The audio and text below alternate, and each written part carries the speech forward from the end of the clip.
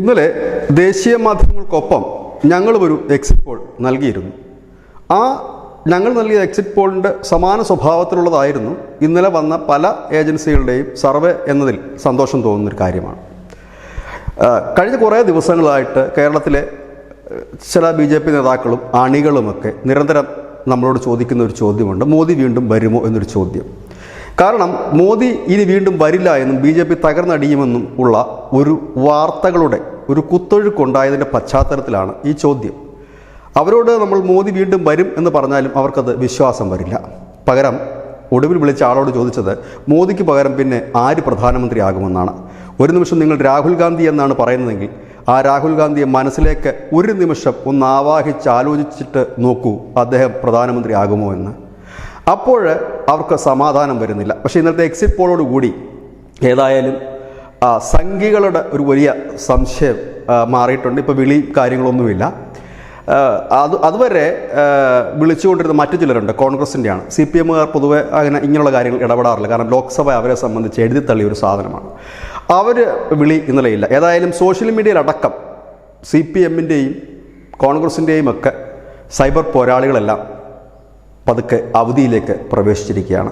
കഴിഞ്ഞ കുറേ ദിവസങ്ങളായി സോഷ്യൽ മീഡിയയിൽ സജീവമല്ലാത്ത സംഖ്യകൾ വീണ്ടും സജീവമായി തുടങ്ങിയിരിക്കുന്നു. ഇതാണ് ഇന്നത്തെ എക്സിറ്റ് പോളിൻ്റെ ഫലം. എക്സിറ്റ് പോൾ സത്യമാണോ ഇല്ലെങ്കിൽ അത് സംഭവിക്കുമോ എന്ന് ചോദിക്കുന്നവർക്ക് ഏറ്റവും നല്ല ഉത്തരവും ഇന്ന് ഈ രാജ്യം നൽകി. അരുണാചൽ പ്രദേശിലും സിക്കിമിലും നടന്ന തെരഞ്ഞെടുപ്പ് ഫലമാണത്. എക്സിറ്റ് പോൾ പറഞ്ഞതിനപ്പുറത്തേക്കൊന്നും ഈ അരുണാചലിലും സിക്കിമിലും നടന്നിട്ടില്ല. അപ്പോൾ ആ എക്സിറ്റ് പോൾ സത്യമാണെങ്കിൽ ഈ എക്സിറ്റ് പോളുകളും വിശ്വസിക്കേണ്ടി വരും. ഇതിൽ പറയുന്ന സീറ്റുകളുടെ എണ്ണം ഇപ്പോൾ ന്യൂസ് ഇന്ത്യ മലയാളം നൽകിയ എക്സിറ്റ് പോളിൽ ഞങ്ങൾ പറഞ്ഞിരിക്കുന്നത് ഈ NDA സഖ്യത്തിന് 374 മുതൽ 397 സീറ്റുകൾ വരെ എന്നാണ്. ഈ സീറ്റുകളുടെ എണ്ണത്തിൽ ഏറ്റക്കുറച്ചിലുണ്ടാകും. ഒരുപക്ഷേ 397 എന്നുള്ളത് 400 കടന്നേക്കാം. ഇതല്ല എന്നുണ്ടെങ്കിൽ 377 എന്നുള്ളത് അല്പം പിന്നാക്കം പോയേക്കാം. അങ്ങനെയല്ലാതെ ഒരു വലിയ മാറ്റം ഉണ്ടാകാനുള്ള സാധ്യതയില്ല. കാരണം ഇവിടെ നിന്ന് സർവേ നടത്തുന്ന ഞങ്ങളും, അതായത് ഞങ്ങൾ ഈ ഡേറ്റാസ് മാത്രം കളക്ട് ചെയ്തിട്ടാണ് സർവേ നടത്തുന്നത്. അപ്പോൾ ഈ ഫീൽഡിൽ തന്നെ നിന്ന് സർവേ നടത്തുന്നവരാണ് മറ്റ് ഏജൻസികൾ. അപ്പോൾ എല്ലാ സർവേയും ഒരുപോലെ വരാനുള്ള സാധ്യതകൾ വളരെ കുറവാണ്. അപ്പോൾ ഏകദേശം ഒരുപോലാണ് ആ സർവേകൾ വന്നിരിക്കുന്നത്. ഈ ഒരു വേവ് ഈ രാജ്യത്തെ തെരഞ്ഞെടുപ്പിൽ ഉണ്ടായിരുന്നു എന്നുള്ളൊരു യാഥാർത്ഥ്യമാണ്. അതൊക്കെ ഇവിടുത്തെ മുതിർന്ന മാധ്യമപ്രവർത്തകർക്ക് കാണാതിരിക്കുന്നതല്ല, അവർക്ക് അതിനെക്കുറിച്ച് അറിയാൻ പാടില്ലാഞ്ഞിട്ടുമല്ല. പക്ഷേ അവരുടെ വ്യൂവേഴ്സിനെ അല്ലെങ്കിൽ അവരുടെ പ്രേക്ഷകരെ അവർക്ക് പിടിച്ചിരുത്തണമെങ്കിൽ, അല്ലെങ്കിൽ അവർക്കൊരു ആശ്വാസം പകരണമെങ്കിൽ അവർക്ക് നിരന്തരം മോദി വിരോധം പറഞ്ഞുകൊണ്ട് ഇരിക്കേണ്ടതായി വരും. ഒരുപക്ഷേ എനിക്ക് തോന്നുന്നു മോദി 3ാം വട്ടവും അധികാരത്തിലെത്തുമ്പോൾ ഏറ്റവും കൂടുതൽ സന്തോഷിക്കുന്നത് കേരളത്തിലെ ഒരുപിടി മാധ്യമപ്രവർത്തകരും മാധ്യമങ്ങളുമായിരിക്കും. കാരണം വീണ്ടും അവർക്ക് 5 വർഷം കൂടി ജീവിക്കാനുള്ള കാര്യങ്ങളാണ് മോദി ചെയ്തു കൊടുത്തിരിക്കുന്നത്. അതും മോദിയുടെ ഒരു ഗ്യാരണ്ടിയാണ്. കാരണം മോദി ഉള്ളിടത്തോളം കാലം മോദിയെ കുറ്റം പറഞ്ഞ് തള്ളി നീക്കാൻ കഴിയും. ഇനി 5 വർഷത്തേക്ക് കുറ്റം പറയാനും അത് കേട്ടിരിക്കാൻ കുറേ പൊട്ടന്മാരും ഇവിടെ ഉണ്ടാകുമെന്നുള്ള കാര്യം മുതലാളിമാർക്ക് നന്നായി അറിയാം. ഏതായാലും അവരുടെ ജീവിതം സേഫാക്കി, അതും മോദിയുടെ ഗ്യാരണ്ടിയിൽ. ഇനി കാര്യങ്ങളിലേക്ക് വരാം. ഈ തെരഞ്ഞെടുപ്പിൻ്റെ തുടക്കം മുതൽ ഞങ്ങൾ പറയുന്ന ഒരു കാര്യമുണ്ട്. ഇതിൽ വ്യക്തമായി തന്നെ പറയുന്നൊരു കാര്യം, ഇവിടെ അങ്ങനെ ഒരു ഭരണവിരുദ്ധ വികാരമില്ല. ഇല്ലെങ്കിൽ ഈ ഭരണക്കാരോട് ഒരു ആരോപണം പോലും അവർക്കെതിരെ ഉന്നയിക്കാൻ പ്രതിപക്ഷത്തിന് കഴിഞ്ഞിട്ടുമില്ല. ഈ സർവേ ഇപ്പോൾ കേരളത്തിൽ ചർച്ചയാകുന്നത് ദേശീയ തലത്തിൽ മോദി വരുമോ ഇല്ലയോ എന്നുള്ളതല്ല, കേരളത്തിൽ BJP അക്കൗണ്ട് തുറക്കുമോ ഇല്ലയോ എന്നതിനെക്കുറിച്ചാണ് ഇപ്പോൾ വലിയ ചർച്ച നടക്കുന്നത്. കാരണം കേന്ദ്രം അവരുടെ മനസ്സിൽ നിന്നേ മാഞ്ഞു പോയിരിക്കുന്നു. ഇല്ലെങ്കിൽ കേന്ദ്രത്തെക്കുറിച്ച് ഇനി അവർക്ക് ചിന്തിക്കേണ്ടതായ കാര്യമേ. കേരളത്തിൽ ഈ നിലനിൽപ്പിനായി പോരാടുന്നവരുടെ ഇടയിലേക്ക് BJP കടന്നു വരുമോ എന്നുള്ളതാണ് അവരുടെ ഒരു പ്രധാനപ്പെട്ട ഒരു സംശയം. ഇതിനകത്ത് ABP ന്യൂസിൻ്റെ ഒരു സർവേയിൽ അവർ BJPക്ക് 27% വോട്ടിംഗ് പെർസെൻറ്റേജ് പറയുന്നുണ്ട്. 27% BJPക്കും 29% CPMനും, അതായത് LDFനും 2% വ്യത്യാസം. അങ്ങനെ വരുമോ എന്ന് ചോദിക്കുന്നവർ അനവധിയുണ്ട്. ഞങ്ങൾക്കും ആ സംശയമുണ്ട്. കാരണം ഒറ്റയടിക്കൊക്കെ ഇപ്പോൾ നിലവിൽ കഴിഞ്ഞ ലോക്സഭാ തെരഞ്ഞെടുപ്പിൽ BJPക്ക് 15%. ആ 15 നിന്നൊക്കെ ഒരുപക്ഷെ അത്രത്തോളം എത്തുമോ എന്നുള്ള, അതായത് 12% കൂടെ ഒക്കെ ഉയരുമോ എന്നുള്ളൊരു സംശയമുണ്ടായിരുന്നു. പക്ഷേ കുറച്ചുകൂടി അതിനെക്കുറിച്ചൊന്ന് പരിശോധിച്ചപ്പോൾ വേണമെങ്കിൽ അത് എത്താവുന്നുള്ളതേ ഉള്ളൂ. കാരണം ഈ നമ്മുടെ ഈ 2.5 കോടി വോട്ടർമാർ വോട്ട് ചെയ്യുകയാണെങ്കിൽ 27% എത്താൻ ഏതാണ്ട് 50-55 ലക്ഷം വോട്ട് നേടേണ്ടി വരും. പക്ഷേ അത്രയും വോട്ടിംഗ് കേരളത്തിൽ നടന്നിട്ടില്ല.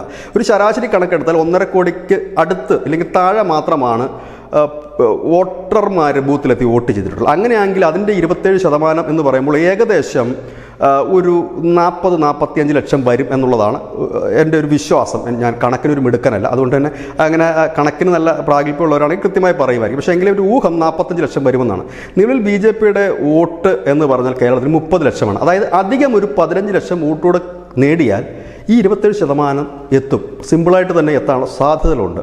ഒരുപക്ഷെ അത് സംഭവിക്കുന്നത് എങ്ങനെയെന്ന് ചോദിച്ചാൽ BJP ജയിക്കും എന്ന് പറയുന്ന മണ്ഡലങ്ങൾ, അതായത് ഈ പത്തനംതിട്ട, ആറ്റിങ്ങൽ, തിരുവനന്തപുരം, ഒപ്പം തന്നെ തൃശ്ശൂർ, ഈ മണ്ഡലങ്ങളിൽ BJP അധികമായി, അതായത് അവർക്ക് ജയിക്കണമെങ്കിൽ ഏതാണ്ട് 4 ലക്ഷത്തിനടുത്ത് വോട്ട് നേടിയേ പറ്റൂ. അങ്ങനെയാണെങ്കിൽ ഏതാണ്ട് ഒരു 1.5 ലക്ഷം വോട്ടിൻ്റെ വർധനവ് അവിടെ തന്നെ മിനിമം ഉണ്ടാകുന്നുണ്ട്.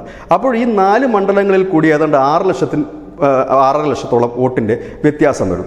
അതുപോലെ തന്നെ അവർ ഭയങ്കരമായി മുന്നേറ്റം നടത്തുന്ന ആലപ്പുഴ, പത്തനംതിട്ട, പാലക്കാട് തുടങ്ങിയ ഇടങ്ങൾ, നമ്മുടെ ഒരു ഊഹം ശരിയാണെങ്കിൽ കോഴിക്കോട്ടും ഏതാണ്ട് 1 ലക്ഷത്തിൻ്റെ വോട്ടിൻ്റെ വ്യത്യാസം, അതായത് കൂടുതൽ BJP പിടിക്കുവാനുള്ള സാധ്യതകളുമുണ്ട്.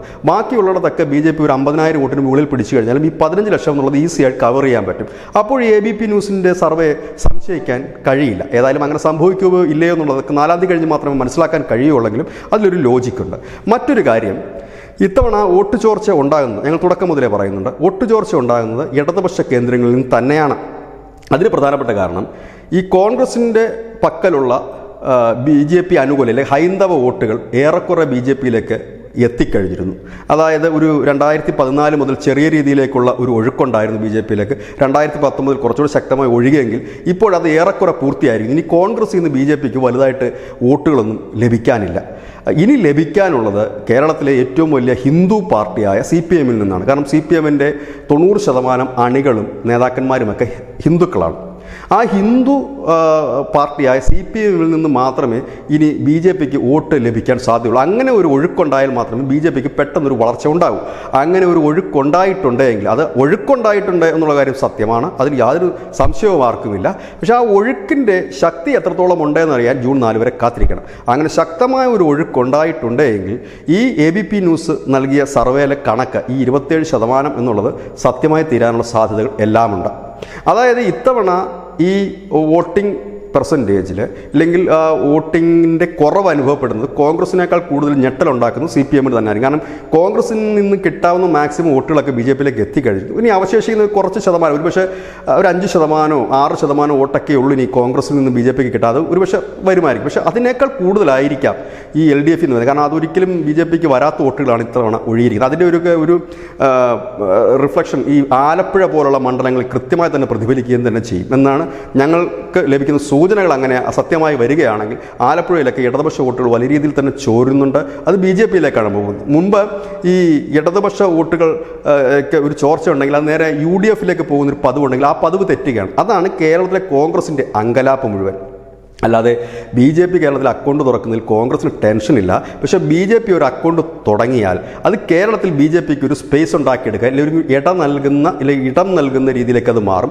അത് കോൺഗ്രസിനെ തകർത്ത് തരിപ്പണമാക്കുകയും ചെയ്യും. ഇവിടെ മറ്റൊരു കാര്യം കൂടി സൂചിപ്പിക്കുന്ന ഞാൻ ആഗ്രഹിക്കുന്നു. കാരണം ത്രിപുരയിൽ അവർ അധികാരം പിടിക്കുന്നതിന് തൊട്ട് മുമ്പ് അവരുടെ വോട്ടിംഗ് പെർസെൻറ്റേജ് 2%. ആ 2% നിന്നാണ് അവർ അടുത്ത വർഷം നടന്ന അടുത്ത തവണ നടന്ന തെരഞ്ഞെടുപ്പിൽ അവർ അധികാരം പിടിച്ചത്. ഇന്ന് അവർ അവിടുത്തെ ഒരു മേജർ പാർട്ടിയായി മാറിയിരിക്കുന്നു. ആന്ധ്രാപ്രദേശിലെ കാര്യം കൂടി പറയാം. ആന്ധ്രാപ്രദേശിൽ 1% വോട്ട് പോലും നിലവിൽ BJPക്ക് ഇല്ല.